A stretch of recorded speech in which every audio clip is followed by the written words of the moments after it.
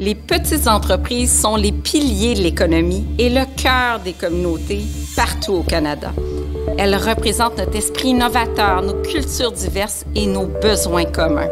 En appui à toutes ces petites entreprises qui continuent d'assurer notre croissance économique et aux commerces qui vendent fièrement leurs produits, voici Au-delà des codes à barre, un balado original présenté par GS1 Canada pour les gens qui s'intéressent aux petites entreprises et à tout ce qui touche l'entrepreneuriat.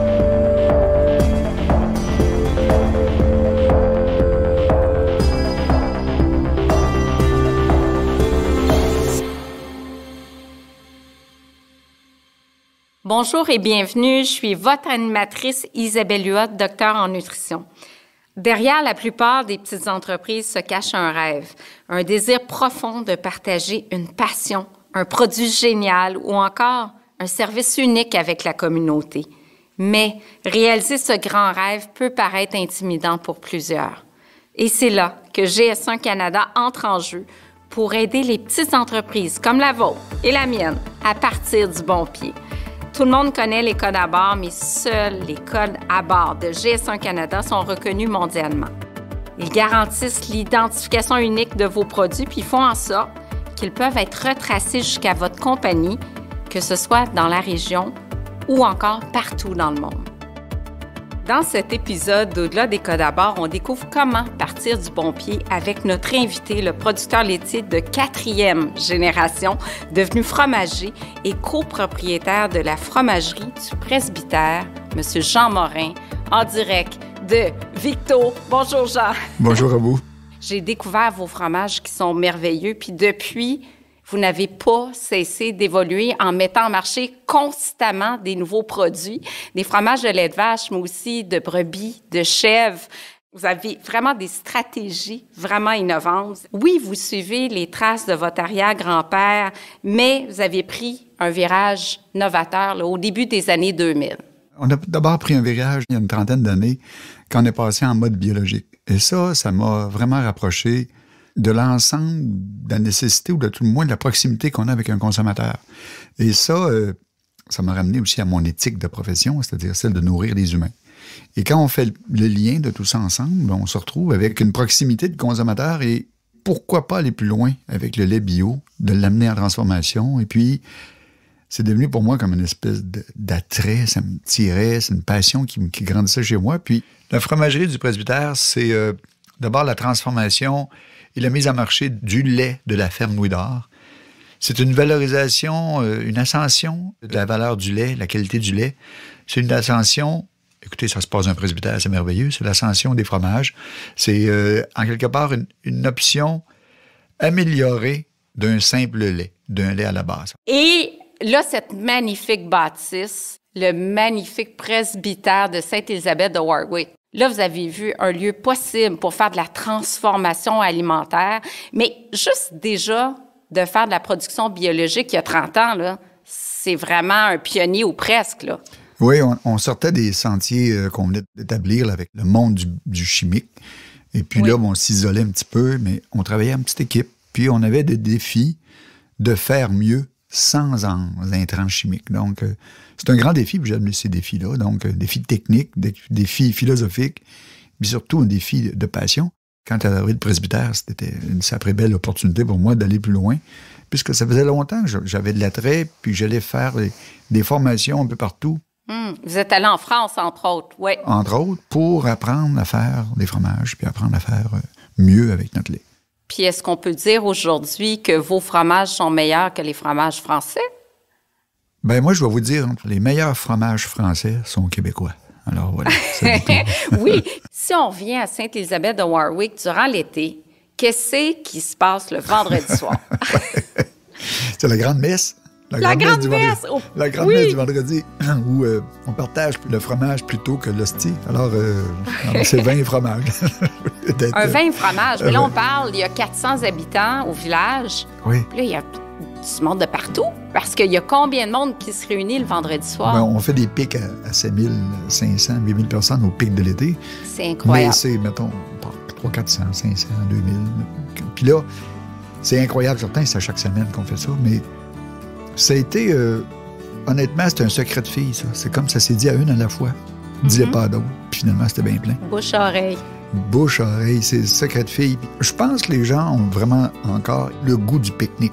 Et le pique-nique, là, c'est vraiment... Là, tellement rassembleur. Ah, c'est rassembleur. Un peu de musique, un peu de vin, puis un peu de fromage. Et voilà, tout ce qu'il faut pour... Vin, fromage, c'est un classique. Oui. Mais là, on peut acheter, la production, il y a le fromage en grains de la journée. Ah oui, le frais. Et il y a toute la panoplie de fromages que vous produisez, là, qui sont accessibles pour ces pique-niqueurs-là. En plateau. En plateau. Le démarrage comme ça, là, ça a été la baguette de pain qui arrivait sous le bras des premiers consommateurs qui sont arrivés chez nous, les premiers touristes.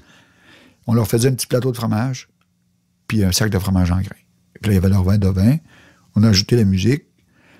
Et là, rajoute une table, rajoute la musique, rajoute une table, puis on leur bloque la rue tous les vendredis. On a besoin de s'amuser après la pandémie. Ça fait du bien, ça c'est sûr. Là, oui, c'est nécessaire. Bon, acheter le presbytère, ça vient avec son lot de défis, un investissement financier majeur. C'est quoi les défis principaux là, auxquels vous avez été confrontés là, quand vous avez acheté la bâtisse? Un petit défi, c'était de remettre le bâtiment à ses lettres de noblesse, qui était un petit peu laissé aller. Et le vrai défi dans la production, la transformation de nos produits, qui va le manger et comment on arrive à faire quelque chose de très bon. Oui, ma mère va me dire que c'est bon, mais c'est pas assez. Et parallèlement à ça, il faut aussi bâtir un budget, il faut s'installer pour s'assurer d'avoir des moyens financiers de s'installer. Donc, tout ça, c'est un côté de l'autre. Le défi de la distribution, le défi de la production, le défi économique de tout ça. Et ça va être un rêve, mais il faut s'accrocher maintenant à des réalités. Et probablement la plus difficile, à mon sens, aujourd'hui, c'est la distribution. C'est encore un défi. Et même tout petit, même un peu plus gros, d'arriver à amener à bon point, à bon port, les produits qui sortent de chez nous. Alors, je peux dire que je vis exactement les mêmes défis avec mon entreprise. Vous avez dit, il faut que le produit soit bon. Il faut être critique de ses propres produits. Avant de commercialiser, j'ai lu ça dans une entrevue que vous avez faite dans un magazine, à quel point c'est important d'être critique puis de ne pas sortir un produit tant qu'on n'est pas satisfait nous-mêmes. Et voilà, juste un petit exemple que j'ai goûté ce matin avant de partir. On travaille sur un nouveau fromage qu'on a baptisé les pieds de Dieu. Donc, les pieds de Dieu, on sait très bien que le produit va avoir du nez. Oui. Mais il faut arriver, puis ça fait 2 ans qu'on arrive, puis on retravaille dessus, puis c'est pas tout à fait à mon goût. Donc, on corrige. Mais ça fait quand même 2 ans qu'on est à faire des petits essais, puis c'est pas à point. Ça coûte cher de faire des essais comme ça, d'être constamment en recherche et développement. Faut que le consommateur comprenne que quand on lance un produit, parfois, il y a des mois et des mois de recherche et développement pour arriver à un produit qui est à point, du point de vue du goût, puis d'avoir un prix aussi qui soit accessible, puis qu'on puisse rentrer dans nos chaînes de distribution avec un prix qui est accessible pour le consommateur, là. Tout à fait. C'est plein de beaux défis, par contre, quelque part, de créer. Ça fait partie du plaisir qu'on a aussi. Contrairement à l'Europe, qui se confine à faire qu'un type de fromage. Nous, les petits fromageries au Québec, on fait 2, 3, 4, 5, on est rendu une douzaine de types de fromages, mais ils doivent tous être à la hauteur.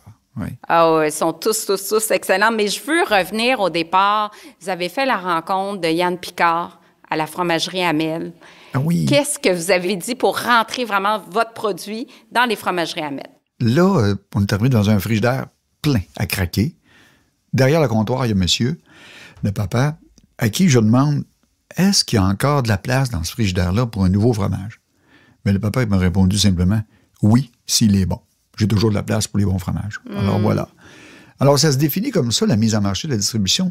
Les comptoirs sont pleins de bières, sont pleins de fromages, sont pleins de tout. Mais si on y arrive avec quelque chose d'exceptionnel, qui se démarque, il y a toujours de la place. Je ne sais pas si vous êtes d'accord, Jean, mais ça prend de la persévérance. Parce que on se fait parfois dire non. Et il ne faut pas abandonner à ce moment-là quand on se fait dire non. Il faut juste recogner quelques semaines, quelques mois plus tard ou parfois avec un nouveau produit.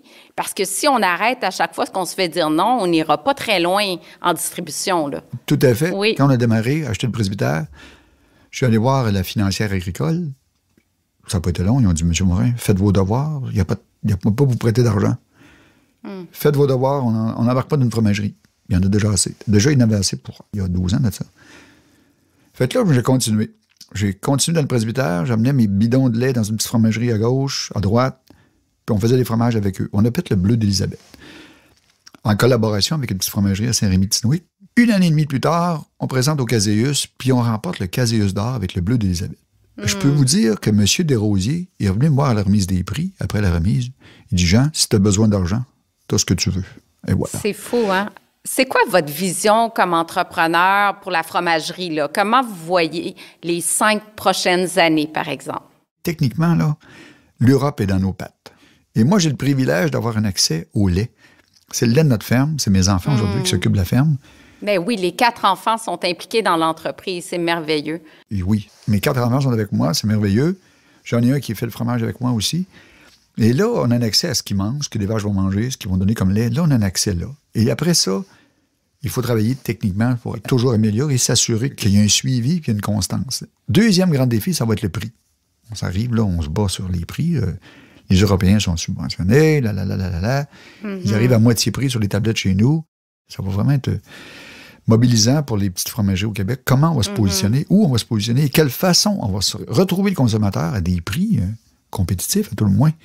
Et ça, on a vécu là, la vague COVID, là, quand le ministre a dit, à un moment donné, mangeons québécois, panier bleu, ça a été extraordinaire pour les petits. Vous avez senti l'impact réellement. Extraordinaire. Oui. C'était phénoménal chez nous, là. Mais déjà, juste, genre, dans la province de Québec, il y a du marché à gagner, il y a de la distribution à gagner au Québec même. Vous avez raison, Isabelle, c'est tellement de place chez nous encore, tellement. Oui. Là, vous avez combien de points de vente jusqu'à maintenant? Écoutez, à travers l'ensemble du réseau, là, c'est peut-être 700-800 points de vente. C'est quand même excellent. Mais on s'entend qu'on peut atteindre 1300 points de vente, là. Oui, on peut y aller encore, oui. Parlez-moi maintenant de GS1 Canada. À quel moment, au niveau de la distribution, vous vous êtes dit, bien là, ça serait important d'adhérer à GS1 Canada? C'est l'Oblat qui était le premier à vouloir faire passer nos fromages parce qu'on a, en 2011, gagné le meilleur fromage au Canada avec le Louis d'Or. Et là, au concours canadien, il y a bien sûr des gens de chez l'Oblat qui sont à Toronto. Ils nous ont tout de suite appelés, approchés. Et là, pour aller chez l'Oblat, il nous fallait des étiquettes, il nous fallait une constance, il nous fallait une façon de se faire reconnaître à la caisse, à tout le moins. Et ça a été l'approche immédiatement qu'on a faite avec... on a eu la chance, à tout le moins, de rencontrer des gens qui étaient à placer les bons codes, les bonnes façons, puis à nous positionner mieux sur les tablettes. Ça vous a vraiment aidé à atteindre des nouveaux marchés aussi? C'était bien précieux pour nous, très précieux tout à fait, là, pour être capable, au départ, là, d'uniformiser nos codes barres, uniformiser notre présence dans les chaînes. Et ça, à travers les boutiques, les chaînes, là, un moment donné, on se le faisait dire, ton code passe pas, ça passe pas, c'est pas standard, c'est pas uniforme. On faisait imprimer par une petite imprimante de rien. Puis ça allait nulle part. Alors, un conseil, je dirais même que c'est une obligation. C'est une nécessité de développement d'entreprise, de produits. C'est une nécessité, donc on ne passe pas à côté. C'est une adhésion, je la recommande fortement, puisque vous allez sécher dans votre village. Alors, si vous voulez sortir du village, il faut y aller par là. Là, que diriez-vous à quelqu'un qui est une relève d'une famille d'agriculteurs, par exemple, puis qui veut innover, mais qui a des défis, qui a peur? Qu'est-ce que vous conseilleriez à quelqu'un qui veut démarrer une entreprise? Il y a plein de choses, là. Mais la première, c'est d'être têtu, de se tenir à ce qu'on a envie, de chercher de l'aide. Pour se définir dans un projet, il faut se définir qu'est-ce qu'on veut. De l'aide du mentorat, de l'aide des subventions? Bien, du mentorat, c'est clair. J'ai toujours dit depuis qu'on a démarré, on a fait sans subvention. À tout le moins, le projet doit se tenir sans programme d'aide. Tant mieux s'il y en a. Mais s'il n'y en a pas, le projet doit se tenir debout. Et ça, c'est vraiment de s'entourer pour aller chercher les bons budgets, les bons plans et surtout le bon produit. On peut s'entêter à faire certains types de produits, mais s'il n'y a pas de place sur le marché, ça ne donnera rien. Exact. C'est aussi important d'aller voir ailleurs. J'ai eu la chance de me promener de la Californie jusqu'en un peu partout en Europe. Puis j'y vais à toutes les années, en Suisse ou en France ou en Italie. Exemple, le salon de Bras. Je ne sais pas si vous êtes allé, Isabelle, le salon à Bras, le Slow Cheese Show, le food. Ah oui! C'est phénoménal ce qu'il y a là. C'est extraordinaire d'avoir tout ce qui se passe, comment ça se passe et comment on peut habiller des fromages et comment on peut aussi les présenter. C'est là qu'on va chercher l'inspiration. Et l'inspiration est là, c'est ça. Et ça se passe un peu partout. Il y a des exposures, puis il y a des grandes opportunités d'aller voir ailleurs. Et ça aide en Moses de se positionner à travers ce qu'on rêve. Et moi, je l'ai fait il y a une trentaine d'années, d'aller voir le Jura, d'aller voir la Gruyère, d'aller voir la Normandie. Ça l'a inspiré le fameux Louis d'Or. Hey, moi qui habitais en Suisse, là, le Louis d'Or il est exceptionnel. Là. Oui. Déjà que le Louis d'Or, vous avez plusieurs types d'affinage. Donc, plus on l'affine longtemps, plus ça coûte cher. C'est énormément de travail. Mais ça a été, faut vous dire aussi qu'on était installé maintenant dans l'église. Hein. Oui. Les fromages vieillissent dans l'église. Et on les fait dans une cuve de cuivre, on les fait sur des planches de bois. Heureusement, ils vieillissent dans une église. C'est fait au lait cru. Mais on apporte une deuxième vocation à notre église, à notre patrimoine local. Puis principalement, c'est une sacrée belle cloche à fromage, une église. Alors, tout ça, ça conjugue bien. C'est les conditions idéales. Ben oui, l'église est parfait pour ça. Au niveau de la température, ma mère qui sortait de l'église toutes les semaines disait « C'est froid puis c'est humide dans l'église. Hey. » C'est parfait pour le fromage. C'est donc parfait pour les fromages. Qu'est-ce qu'on peut vous souhaiter pour l'avenir? Mais écoutez, la santé. Hein? Non, mais c'est ce qu'il y a de plus pour beau actuellement. C'est oui. Comme entreprise, oui. Oui. Qu'est-ce qu'on peut souhaiter? Écoutez, ça serait la pérennité et garder de vue, je le dis à toute la gang, garder de vue la question, tout le temps se poser, qu'est-ce que je peux faire aujourd'hui pour être meilleur qu'hier? Et ça existe partout, ça. C'est nécessaire. Alors, gardez cette question-là. Qu'est-ce que je peux faire aujourd'hui pour être meilleur qu'hier? J'adore ça. Merci tellement du partage, Jean. Vous êtes tellement passionné, tellement inspirant. Merci d'avoir partagé avec nous votre cheminement. Je vous en prie, ça fut un grand plaisir de discuter avec vous, Mme Isabelle. Bien, au plaisir. À bientôt. Bonjour, ici François Bouchard, premier vice-président, Relations et engagement avec la communauté chez GS1 Canada. J'espère que vous avez eu du plaisir à écouter notre balado Au-delà des codes barres. Pour plus d'informations sur comment GS1 Canada peut vous aider à démarrer votre entreprise, restez à l'écoute. Nous sommes ici en tant que partenaire stratégique de confiance auprès d'entreprises comme la vôtre.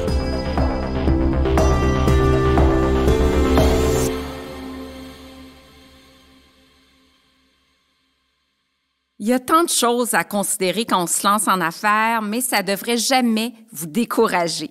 Avec les bons partenariats en place, le succès est possible. Ce qui m'amène à vous présenter ma prochaine invitée, la directrice des achats nationaux à la centrale d'épicerie chez Métro, Natacha Roy. Natacha, bienvenue à Au-delà des codes barres. Bonjour Isabelle, merci de me recevoir. Bien, écoute, c'est un grand plaisir, Natacha. On vient d'entendre l'histoire de Jean Morin, c'est un fromager extraordinaire qui a vécu beaucoup de succès grâce à sa passion, ses innovations, son savoir-faire. C'est une entrevue qui est vraiment inspirante pour les nouveaux entrepreneurs, pour les agriculteurs également. À la lumière des propos qui ont été partagés par Jean, Natacha, dites-nous quelles sont les erreurs les plus fréquentes quand on démarre une petite entreprise. Absolument. Alors, effectivement, le parcours de Jean était super inspirant. Quelque chose qu'on voit souvent avec les entrepreneurs qui démarrent, c'est qu'ils voient pas nécessairement grand dès le départ. Donc, ils se limitent un petit peu à dire qu'ils veulent vendre dans un certain marché un peu plus restreint. Et puis, c'est tellement important dans les premières étapes du développement d'une entreprise de bien s'entourer puis d'aller chercher les bonnes informations.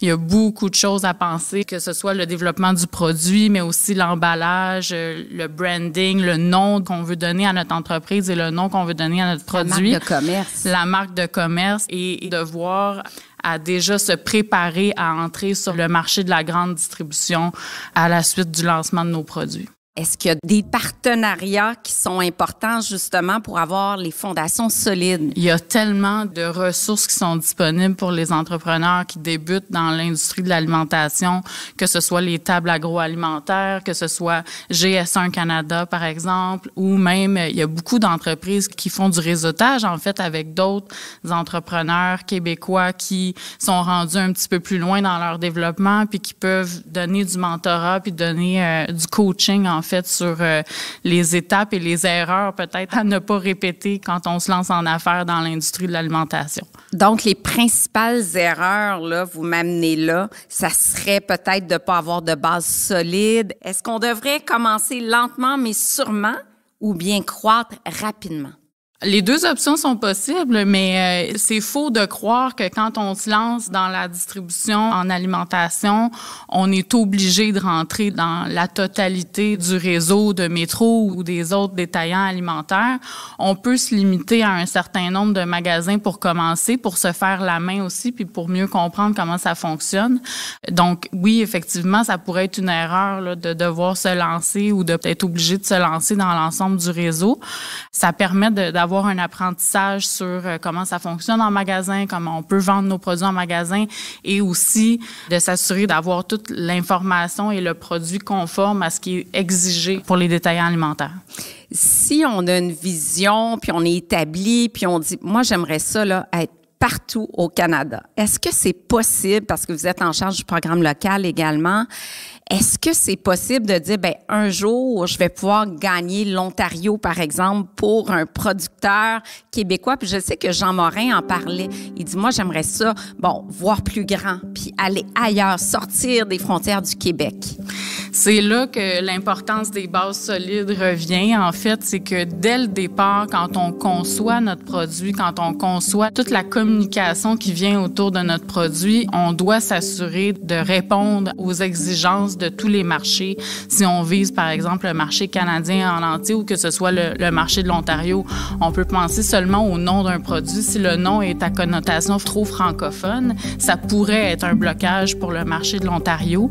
Et l'important aussi, c'est d'avoir le standard qui répond aux exigences des détaillants à travers le Canada. Donc, au niveau de l'étiquetage, au niveau des informations nutritionnelles, au niveau du bilinguisme aussi sur notre emballage. Donc, toutes les normes doivent être respectées pour pouvoir avoir accès à l'ensemble des marchés.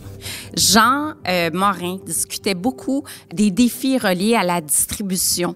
Et pour faire partie d'un groupe d'entrepreneurs, de petites entreprises qui ont entre 1 et 5 millions de chiffre d'affaires, beaucoup me disent, mon Dieu, que c'est difficile la distribution. Et là, je parle juste au Québec, là. Mm-hmm. Est-ce que vous avez, Natacha, des conseils à donner aux entreprises, aux petites entreprises, là, pour avoir une distribution fiable, mais dans toutes les régions du Québec? Il faut faire ses devoirs puis regarder l'ensemble des options qui sont possibles. Il y a tellement d'options de distribution. Souvent, quand on commence, on se dit on va faire affaire avec peut-être un plus petit distributeur du Québec. C'est une bonne approche possiblement pour commencer, mais ça nous limite des fois dans l'ouverture au marché ontarien ou au marché canadien. Donc, je pense qu'il faut regarder l'ensemble des options possibles. Il y a beaucoup de types de distributeurs. Il y a des distributeurs courtiers, il y a des distributeurs plus locaux, il y a des distributeurs nationaux et il y a d'autres types de distribution aussi, comme le commerce en ligne. Il faut voir l'ensemble des options possibles et réfléchir à la meilleure approche et la plus efficace pour nos produits d'aller rejoindre notre consommateur. Vous avez mentionné l'importance de GS1 Canada. À quel point c'est important pour une petite entreprise d'adhérer au système des codes à barre là, pour entrer chez Métro, par exemple? Ça fait définitivement partie de la recette gagnante pour mettre les bases solides pour pouvoir s'ouvrir des portes là, pour la croissance future. Chez Métro, GS1 Canada, c'est un partenaire qui est très important dans toute la création des produits, dans la standardisation de l'information. C'est un partenaire qui nous aide à être beaucoup plus efficace et beaucoup plus précis là, dans nos opérations. Et honnêtement, c'est primordial pour les fournisseurs de faire partie et d'être partenaires de GS1 pour pouvoir être listés ou référencés, en fait. Ça peut paraître gros pour une petite entreprise parce qu'on dit, comment ça fonctionne? Mais il y a des ressources chez GS1 Canada, justement, pour accompagner les petites entreprises à faire les premiers codes, là, parce qu'il y a vraiment de l'accompagnement qui se fait à ce niveau-là. Oui, absolument. Autant au niveau de GS1 Canada que même dans nos équipes à la centrale d'achat, on est là pour accompagner les fournisseurs dans les étapes qui doivent être faites avant de pouvoir avoir un premier code de produit. Les équipes de GS1 sont là et les équipes de Métro également pour y arriver. Oui, puis mon conseil, ça serait vraiment d'avoir ses propres codes reliés à son entreprise. Parce que moi, quand j'ai débuté, je connaissais pas du tout. Donc, j'avais un fournisseur pour les collations. J'ai pris son code d'entreprise à lui. Et après ça, si on change de fournisseur, bien là, le code nous appartient pas. Puis là, on a des emballages pour 2-3 ans. Donc, c'est très, très, très compliqué. Fait que le conseil, même si vous êtes au jour 1, votre chiffre d'affaires est tout petit, c'est très important d'avoir les codes qui nous appartiennent. Qu'est-ce que, Natacha, vous suggérez à un jeune entrepreneur, une jeune entrepreneur qui a un produit vraiment d'exception, mais qui ne répond pas nécessairement aux exigences de mise en liste là, pour une grande bannière telle que Métro? Je pense qu'il faut prendre un pas de recul puis voir qu'est-ce qui ne convient pas ou qu'est-ce qui ne répond pas aux besoins ou aux exigences des détaillants alimentaires. Il faut bien connaître la catégorie dans laquelle on veut jouer. Il faut amener une valeur ajoutée à la catégorie. J'aimais beaucoup ce que Jean a mentionné dans son entrevue aussi où il disait il y a toujours de la place pour un bon fromage, oui. Même si la section du fromage, elle est pleine. Il y a effectivement toujours de la place pour un bon produit, mais ça doit être le bon produit au bon moment. Au bon prix. Au bon prix et avec la bonne distribution. On parlait de distribution tantôt, donc il y a plusieurs facteurs qui doivent être pris en considération et souvent, c'est simplement de retourner faire ses devoirs, s'assurer qu'on répond aux exigences puis revenir à la charge. Bon, vous êtes responsable du programme d'achat local. Quelle place on fait chez Métro pour les produits locaux? L'ensemble des magasins Métro ont un espace dédié pour les produits locaux. Donc, il y a vraiment un programme spécifique pour l'entrée des produits locaux chez Métro où on référence, en fait, des nouveaux produits de producteurs locaux qui nous approchent directement ou qui nous sont référés par les tables agroalimentaires régionales. Et on fournit cette information-là également à nos marchands pour leur dire, voici les produits dans votre région qui sont disponibles et que vous pouvez marchandiser dans vos espaces qui sont dédiés à ce programme. Et on a de l'affichage également. On fait des circulaires régionales où on met de l'avant les produits locaux du Québec. Puis ça permet à un petit entrepreneur de dire, je peux avoir une belle distribution grâce à un partenariat avec Métro qui encourage les produits d'ici, l'achat local. On a besoin de ça. Absolument. Au nom de tous les petits entrepreneurs, merci énormément, Natacha. Merci Métro d'être là pour nous aider, pour nous supporter, pour nous aider dans la croissance. Puis on a tous une vision, on voit tous grand, puis on dirait que c'est dans le monde du possible grâce à un partenaire comme Métro. Merci énormément. Merci à vous, Isabelle. Rebonjour, c'est François. Merci d'écouter Au-delà des codes à barre. GS1 Canada est une association neutre à but non lucratif et notre priorité est de fournir des outils fiables pour appuyer les petites entreprises comme la vôtre. Dans cet épisode, Jean parle de la croissance de sa fromagerie. Nous avons été à l'écoute de petites entreprises de partout au pays et nous avons lancé de nouvelles initiatives pour soutenir ce groupe important. Par exemple, des options d'abonnement flexibles et abordables pour vos codes à barre, des ressources de formation, sans oublier ce balado, qui nous permet de partager des expériences de propriétaires, de petites entreprises et des observations de leaders de l'industrie. Nous avons également travaillé étroitement avec le gouvernement afin d'offrir un programme de certification commerciale pour aider les petites entreprises à savoir comment satisfaire les exigences des partenaires commerciaux. Nous voulons partager ce que nous avons appris auprès de nos petites entreprises abonnées en étant à l'écoute de leurs besoins afin que d'autres petites entreprises puissent réussir également. Une chose que les auditeurs ne réalisent peut-être pas est que les normes de GS1 sont le système de normes de la chaîne d'approvisionnement le plus utilisé au monde.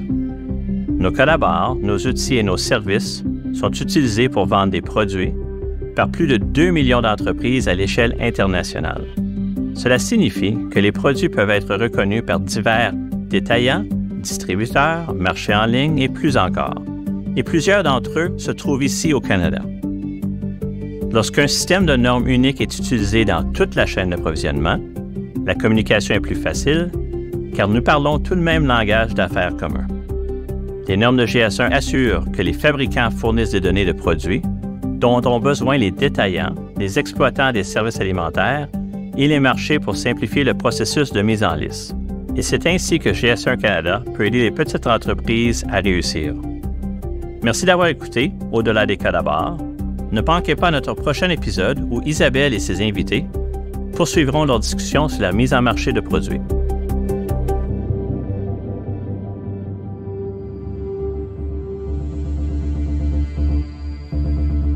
Je m'appelle Isabelle Huot, docteur en nutrition et entrepreneur. Merci d'avoir été à l'écoute de Au-delà des codes à barre, une série de balados créés pour les petites entreprises présentées par GS1 Canada, un organisme sans but lucratif qui s'engage à offrir un soutien et des outils fiables aux petites entreprises afin qu'elles réussissent la mise en marché de leurs produits. Pour découvrir comment GS1 Canada peut vous aider à lancer votre entreprise et à la faire grandir, visitez le gs1ca.org.